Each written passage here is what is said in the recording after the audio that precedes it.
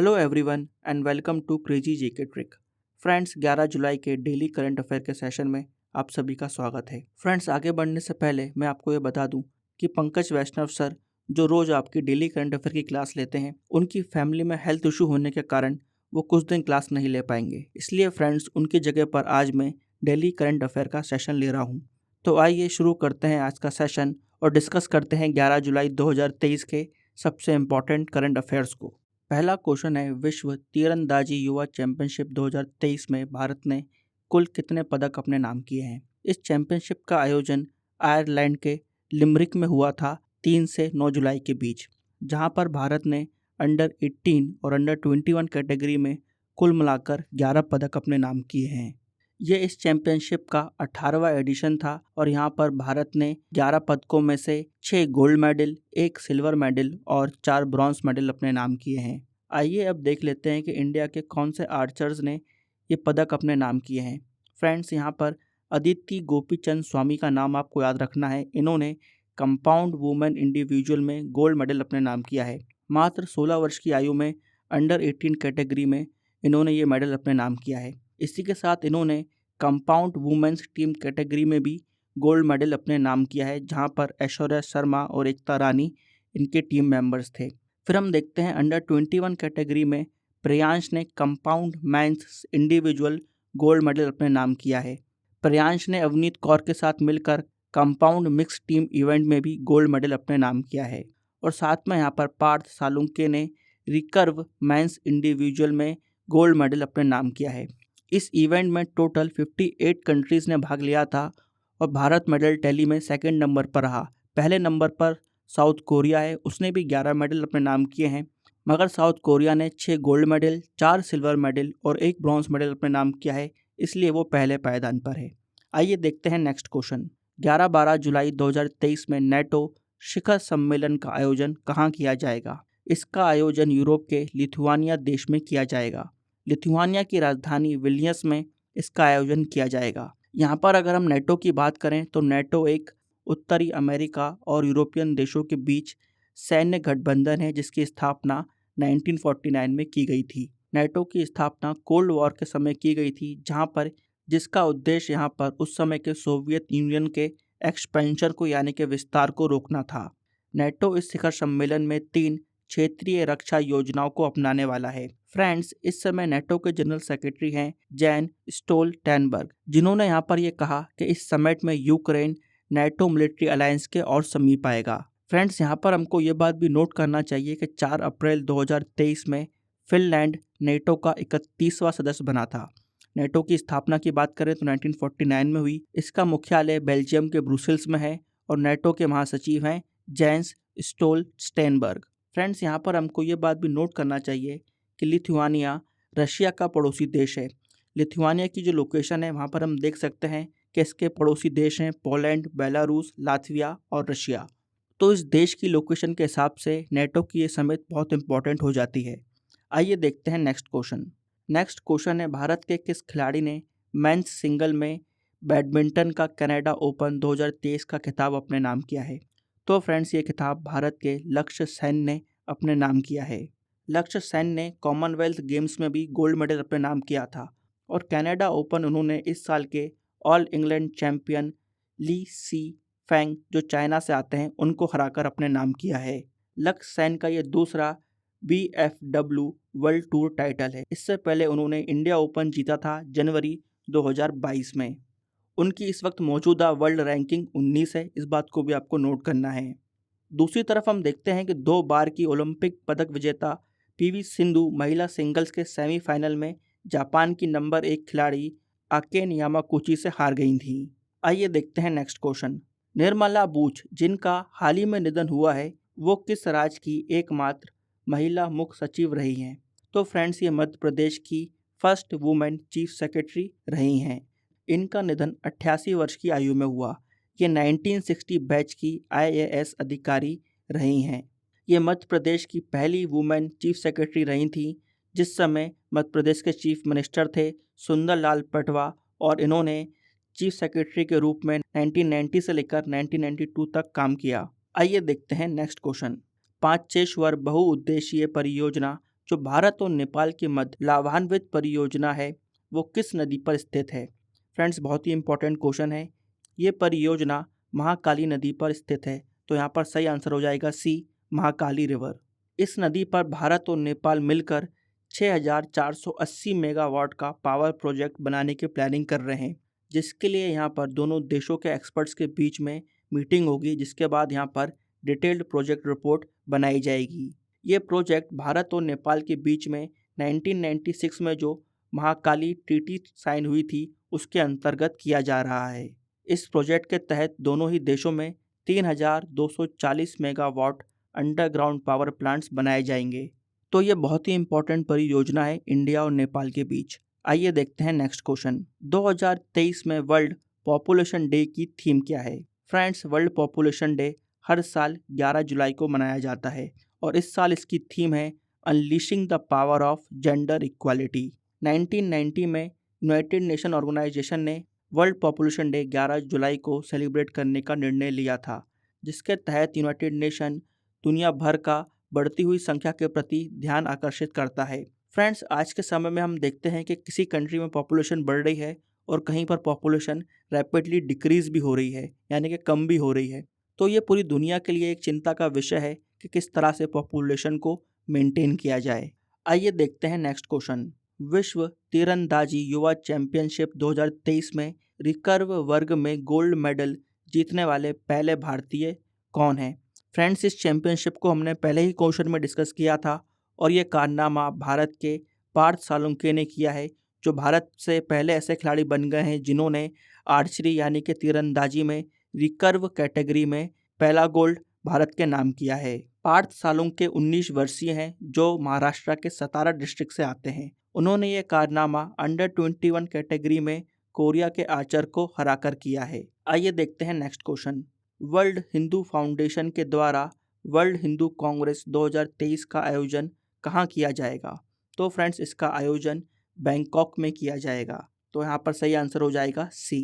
ये conference impact exhibition and convention centre जो कि बैंकॉक में है वहाँ पर आयोजित की जाएगी।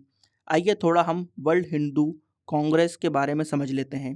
Friends, basically world Hindu Congress Hindu समुदाय के सामने जो आने वाली चुनौतियां हैं और जो अवसर हैं उन पर चर्चा करती है और विचार विमर्श करती है। ये सम्मेलन हर साल होता है और इस साल की थीम है जयस अयतनाम धर्मा। तो फ्रेंड्स, ये बहुत ही इंपॉर्टेंट समिट है, इसको याद रखिएगा। आइए देखते हैं next question. Bastille day parade का आयोजन किस देश में किया जाएगा? तो फ्रेंड्स, ये परेड हर साल फ्रांस में आयोजित की जाती है। हर साल 14 जुलाई को इसका आयोजन किया जाता है, तो यहाँ पर सही आंसर हो जाएगा डी। ये परेड इस साल इसलिए न्यूज़ में है क्योंकि भारत के प्राइम मिनिस्टर नरेंद्र मोदी इस परेड के इस साल गेस्ट ऑफ ऑनर रहेंगे बेस्टाइल डे सेलिब्रेशन के दौरान। इस परेड में भारतीय सशस्त्र बल भी भाग लेगा। साथ में यहाँ पर 4 राफेल जेट फाइटर्स और 2 C-17 ग्लोब मास्टर एयरक्राफ्ट भारतीय एयरफोर्स के भाग लेंगे। फ्रेंड्स, ये समारोह हर साल 14 जुलाई को फ्रांस के पेरिस में 1880 से आयोजित किया जा रहा है। ये दुनिया की सबसे पुरानी सैन्य परेड में से एक है, इस बात को भी नोट करिएगा। इस परेड का आयोजन इसलिए किया जाता है क्योंकि ये परेड फ्रेंच रिवॉल्यूशन यानी कि फ्रांसीसी क्रांति की याद दिलाती है।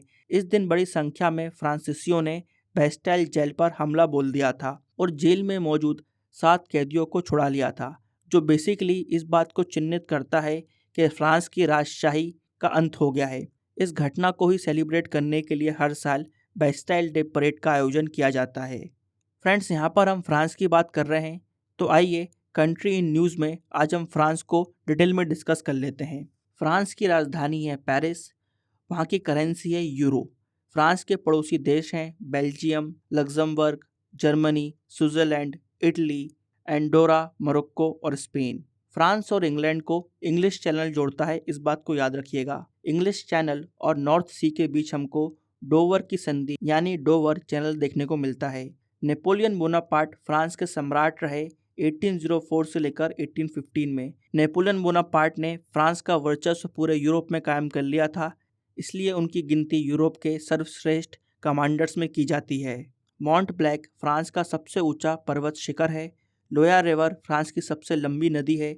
सीन नदी के किनारे पेरिस बसता है, इस बात को भी नोट करिएगा। France United nation security council के 5 परमानेंट मेंबर्स में आता है, इस बात को भी नोट करिएगा।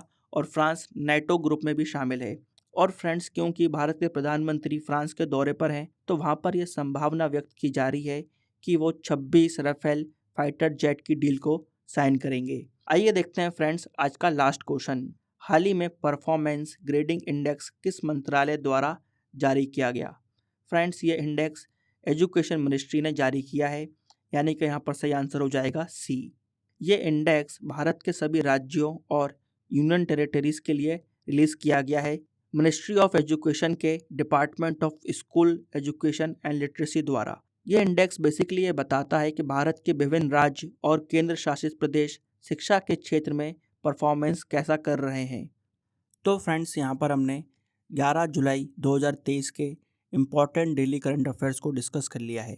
आइए अब हम बढ़ते हैं फैक्ट शीट की तरफ। फैक्ट शीट डिस्कस करने से पहले फ्रेंड्स, यहाँ पर मैं आपको एक इम्पॉर्टेंट इन्फॉर्मेशन देना चाहूँगा। क्रेजी जीके ट्रिक ने अपनी वेबसाइट को लॉन्च किया है, जहाँ पर अब आप क्रेजी जीके ट्रिक के जो भी कोर्सेज हैं उनको अब आप लैपटॉप, डेस्कटॉप या फिर अपने टैब पर भी देख सकते हैं। क्रेजी जीके ट्रिक के जितने भी कोर्सेज आपको क्रेजी जीके ट्रिक ऐप पर, रूट ऐप पर देखने को मिलते हैं, अब वो सभी कोर्सेज वेबसाइट पर भी अवेलेबल हैं। तो फ्रेंड्स, एक बार ज़रूर क्रेजी जीके ट्रिक की वेबसाइट को विजिट करिएगा। आइए अब हम डिस्कस कर लेते हैं आज की फैक्ट शीट। आज की फैक्ट शीट में हम इम्पॉर्टेंट नेशनल और इंटरनेशनल डेज को डिस्कस करने वाले हैं जनवरी महीने के। 1 जनवरी को हम इंग्लिश न्यू ईयर को सेलिब्रेट करते हैं। साथ में यहाँ पर हम वैश्विक परिवार दिवस और विश्व शांति दिवस को भी सेलिब्रेट करते हैं। 4 जनवरी को विश्व ब्रेल दिवस सेलिब्रेट किया जाता है। 6 जनवरी को वर्ल्ड वॉर ऑर्फन्स डे मनाया जाता है। और साथ में यहाँ पर राष्ट्रीय प्रौद्योगिकी दिवस भी सेलिब्रेट किया जाता है। 9 जनवरी को NRI डे यानी कि प्रवासी भारतीय दिवस सेलिब्रेट किया जाता है। 10 जनवरी को वर्ल्ड लाफ्टर डे और विश्व हिंदी दिवस सेलिब्रेट किया जाता है। 11 जनवरी को national human trafficking awareness day celebrate किया जाता है। इसी दिन फ्रेंड्स, हमारे पूर्व प्रधानमंत्री लाल बहादुर शास्त्री जी की पुण्यतिथि भी होती है, इसको भी याद रखिएगा। 12 जनवरी को हम नेशनल यूथ डे यानी कि राष्ट्रीय युवा दिवस सेलिब्रेट करते हैं। फिर 14 जनवरी को हम मकर संक्रांति और लोहरी सेलिब्रेट करते हैं। 15 जनवरी को भारतीय सेना दिवस और पोंगल सेलिब्रेट किया जाता है। 24 जनवरी को national girl child day celebrate किया जाता है। और 25 जनवरी को इंडिया टूरिज्म डे और साथ में राष्ट्रीय मतदाता दिवस यानी कि नेशनल वोटर्स डे सेलिब्रेट किया जाता है। बहुत इंपॉर्टेंट है। 26 जनवरी को हम सभी जानते हैं कि भारत अपना गणतंत्र दिवस सेलिब्रेट करता है। उसी दिन friends, international customs and exercise day को भी सेलिब्रेट किया जाता है। 30 जनवरी को भारत शहीद दिवस सेलिब्रेट करता है। इसी दिन फ्रेंड्स, महात्मा गांधी जी की हत्या कर दी गई थी। और लास्ट में फ्रेंड्स, जनवरी का जो अंतिम रविवार आता है उस दिन हम वर्ल्ड लेप्रोसी डे यानी कि विश्व कुष्ठ दिवस मनाते हैं। तो फ्रेंड्स, आज की फैक्ट शीट में जनवरी महीने के जो भी इंटरनेशनल और नेशनल इम्पॉर्टेंट डेज हैं उनको यहाँ पर हमने देख लिया है। आइए अब हम 9 जुलाई 2023 के इम्पॉर्टेंट करंट अफेयर्स को रिवाइज कर लेते हैं। पहला क्वेश्चन है, हाल ही में RBI का कार्यकारी निर्देशक किसे नियुक्त किया गया है? तो फ्रेंड्स, यहाँ पर P वासुदेवन को नियुक्त किया गया है। सेकंड क्वेश्चन है, चर्चा में रहा अविनाश ज्वालामुखी किस देश में स्थित है? ये ज्वालामुखी पेरू में स्थित है। थर्ड क्वेश्चन है, अमा पोखरी परियोजना का संबंध किस राज्य से है? इस परियोजना का संबंध उड़ीसा राज्य से है, ये आपको याद रखना है।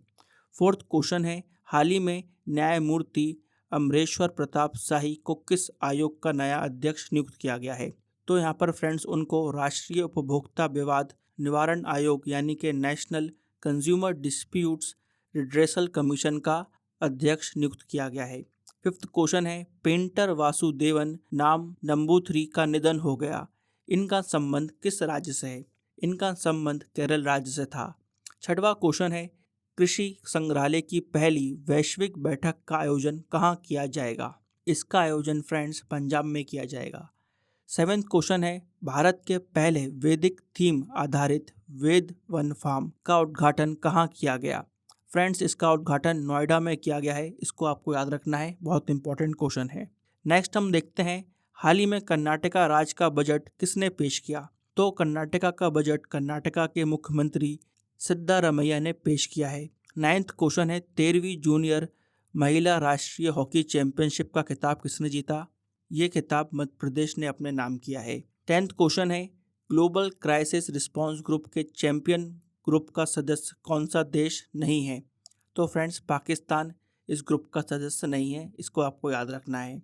तो फ्रेंड्स यहाँ पर हमने 9 जुलाई के इंपॉर्टेंट करंट अफेयर्स को रिवाइज कर लिया है। आइए अब हम बढ़ते हैं क्वेश्चन ऑफ द डे की तरफ। फ्रेंड्स आज का क्वेश्चन ऑफ द डे है कब और कहाँ वाटरलू की लड़ाई लड़ी गई थी? When and where was the battle of Waterloo fought? इसका आंसर फ्रेंड्स आपको कमेंट बॉक्स में देना है।